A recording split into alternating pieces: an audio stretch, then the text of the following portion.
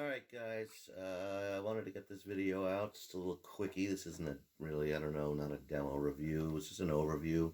There's not a lot of info out here on these. Sorry about the not being in frame here, whatever. Just a few things I want to cover about the LTD MH-1000 ET, or Evertune. So when I saw this, I mean, this was just released, announced for NAMM and then released. I mean, I don't think you could get it till March. Beautiful. What is it? $1,249 is the price, and that's what you'll pay if you want it new. I got this used. It was listed mint. Originally, even shipping from California to the Northeast, it was $950. I actually got it for hundreds less than that, which kind of makes me a little biased. I'll go into that at the end, but it's neither here nor there. Just going to cover the first few things. One thing, and this happened to me recently, I haven't bought a guitar in years, and I got myself an E2 M2 Urban Camo, high-end ESP, again, used, and, I have an LTD, an M1000 SE, which is that natural one, and I have a KH2, an actual custom shop ESP. Both of those have really small necks. The one on the KH is listed as an extra thin U, and I'm pretty sure the SE is, I don't know, I'm going to look it up, maybe I'll put it in here, but nothing crazy. When I got the E2 M2, it was just a thin U, not the extra. And I'm thinking, well, how big could it be? It feels like a small, less polished neck. I'm not used to it. I mean, if I would say I'm disappointed, I am. I mean, but it definitely has a lot of resonance and stuff, and it's not the end of the world. So this thing checked off 5 boxes for me, and actually 6. But the 7th one was the neck, and it was listed as just the thin U, and it made me nervous, but I still, again, I probably I don't know why I did it. I just bought it. I'm very pleased to say that this just thin U, and it's on the LTD, it feels like my PRS SE. It's just tiny bit bigger. It's small. It's, not Charvel small, but almost. It's comfortable. So that right off the bat was great. Evertune, great. I'm not going to go into that. It is pretty damn cool. I've never had a guitar. I actually never had a hardtail, let alone this. And I'm really enjoying the Fishmans. I actually play in voice too a lot because it actually cleans up how deeply saturated I have stuff.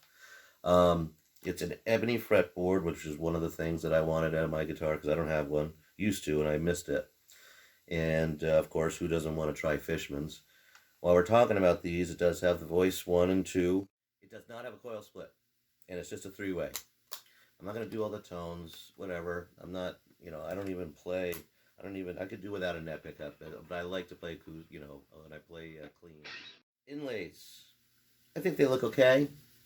I think initially I thought they looked incredible. They look good. One thing, and this I suffer from this on the E2 M2, as bright as they look here, when you're looking from the side, sometimes you can be lost. But the side dot markers are black on cream, the binding, and they're super easy to see. So these, what's nice about this, it'll train me to not as use the inlays as much. But it's cool. I always like an offset thing and what have you. Wicked clean job on the nut, which, that could be an issue. And what's a big pet peeve of mine, and it's glad to see, is the string alignment to the neck is gorgeous. Oh, it's got stainless steel frets. I don't know, I haven't bought new guitars in years. I got a couple this year finally, but it feels like every one of my guitars is starting to get little dents and dipples in it, and it's starting to freak me out. I'm feeling like every session I play, I'm doing more damage, but... And let's get to the bad part. And this is just my lived experience on this. So I bought it used, but it was said mint. It had a couple dings, but that's the beauty of white. By the way, white's another box set for me. I just love white.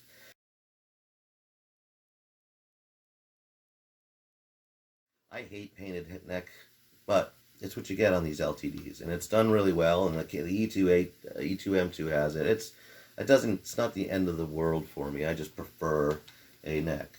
Um, it doesn't have locking tuners, and I don't think they're locking. At least I know that sounds stupid, but I guess Grover makes these auto locking deals, and they kind of look like these, but the posts don't look the same, and it's not listed as locking anywhere, including the website. So I'm going to say no on that. Um, it doesn't come with a case or a gig bag. Okay, remember, $1,250. This particular one, super bad issue with the finish on the paint, and I'm going to put in the pictures here.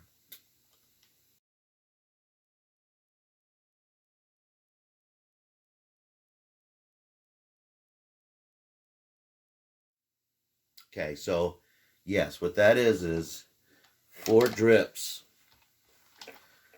One here, here, and here. And the reason I found them is you can feel them. They're under the clear coat. You can't see them, and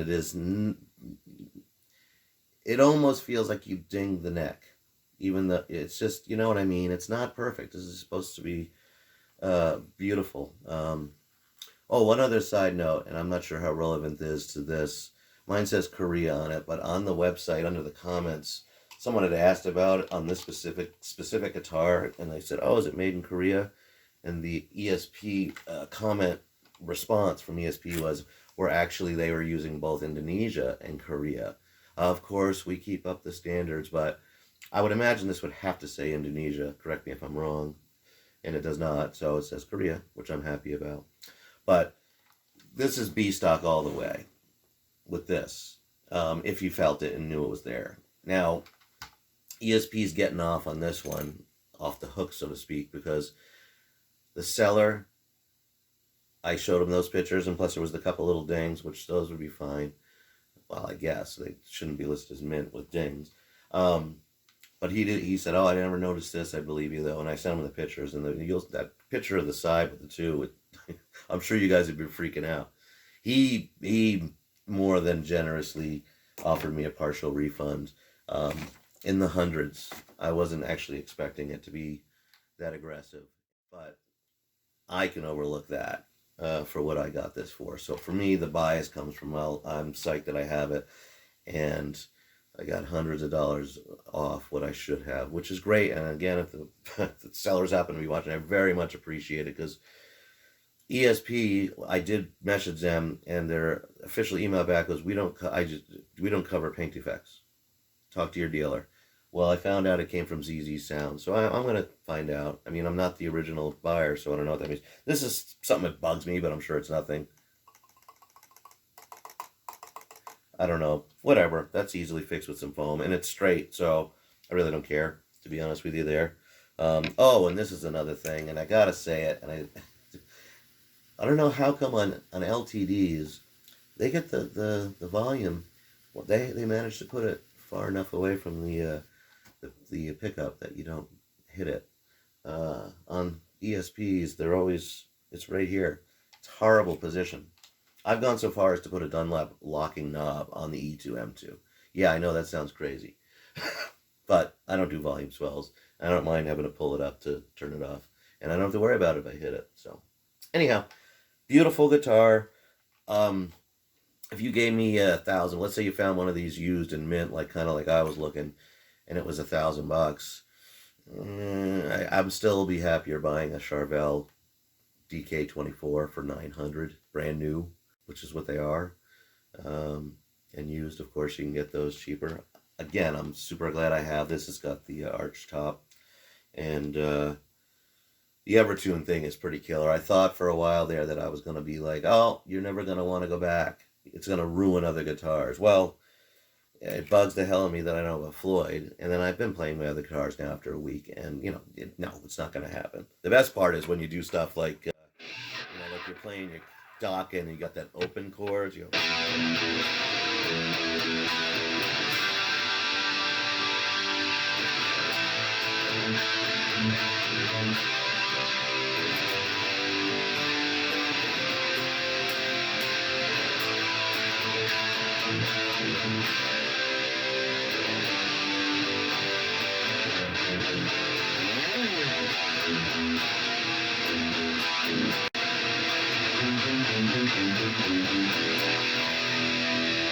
But beautiful.